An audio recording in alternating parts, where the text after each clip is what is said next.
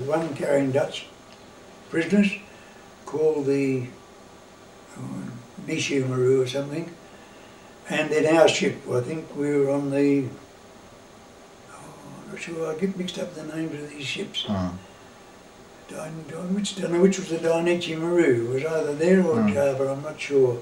Anyway, whatever Japanese ships we were on, we got a near miss from this attack. So close that they took away one of our lifeboats that was hanging on the davits. And when the bomb exploded on hitting the water, a lot of shrapnel came inboard into the holes where prisoners were, and we lost 7 Australian soldiers. The Japanese had on the poop deck, on the after poop deck of this ship, an old gun, which was useless. Anyway, they fired at this aircraft. They had an elevation of about 5 degrees, I think. And why they fired at that, I don't know. But they got hit with blast or shrapnel from this bomb, wiped out the whole gun crew. They'd fired the gun and the breech block had blown out of the gun and blown their sergeant of the gun back onto the deck where some of us were. I was up on deck at the time of the raid. And there was a bit of a fire up on the poop deck from the exploding ammunition there, and we were responsible for putting out the fire. Anyway, after all that excitement was over, the Japanese allowed us to bury our dead, which we did with all the solemnity that we could from what was there. And then we arrived at Moulmein, and we were at Moulmein for 3 days, I think, staying in what was known as the Moulmein jail. And we were there for, as I say, 3 days, which was pretty bad. There was no real good tucker there at all. Very little, I don't think we were ever expected to be there. Anyway, there was quite a few Dutchies were wounded in the bomb attack, and a lot got drowned, but we stayed there for 3 days, and then we were put on a train and taken down to Tambuzai. Were you able to get all the way down to Tambuzai? Yes, on the train? By train, yes. And when we got to Tambuzai, we met a lot of blokes off the Perth who'd already gone up with Williams Force, which was the first group to go to Burma from Java. And so we were able to make contact with them and find out a little bit about what was ahead of us. Who was the most senior person with your group? Did you have some... Major, I think it was, or Major Robertson, I think his name Yes. was. Robertson, I think. Yeah. I think he was a major or a colonel. Yeah. An engineer, was he? Yeah, he was an engineer, yeah. He was our senior. We were known as 5A Java Force under Major Robertson, I think, was the senior officer. Our doctor, when we were at Tambuzai, we got a dressing down from Nagatomo, the Japanese commander there, told us why we were there and what was expected of us, as much as we could understand it. Anyway, that same day that we got there, we were more or less only there from the early morning until late in the afternoon. They transported us all up to, when I say all, there must have been about 2,000 of us by this time, Dutch prisoners and the Australian and American prisoners of Houston and 131st Field Artillery. And we were transported by truck up to the 18 kilo camp. Do you know what that was called? Oh, Leaport or Leaport? Yeah, Leaport, I think, something like that, yes. And you started to say something about a doctor. Well, Dr. Lumpkin was the only doctor we had in our group.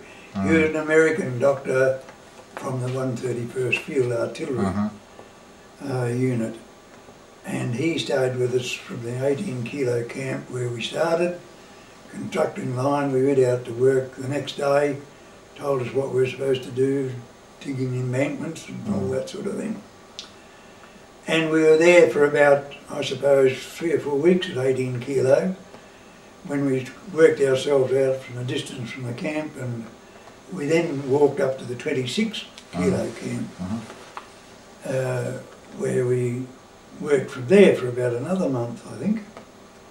And from there we finished up there again for the same reason. We had outworked our area, and we finished up at the 40 or 45 kilo camp, I think it was. and we worked there up until the beginning of the wet season, when things became very tough. There was no transport able to get up to the camps with fresh food of any sort, and you couldn't get your sick to go back down there and all that sort of thing. And our casualties were starting to occur more. People were dying a lot or becoming very ill with very dysentery, and a little bit of malaria started to show up. Now you just said that you did embankments, but did you We were do any other work? all up to that time, okay. yes. Yeah.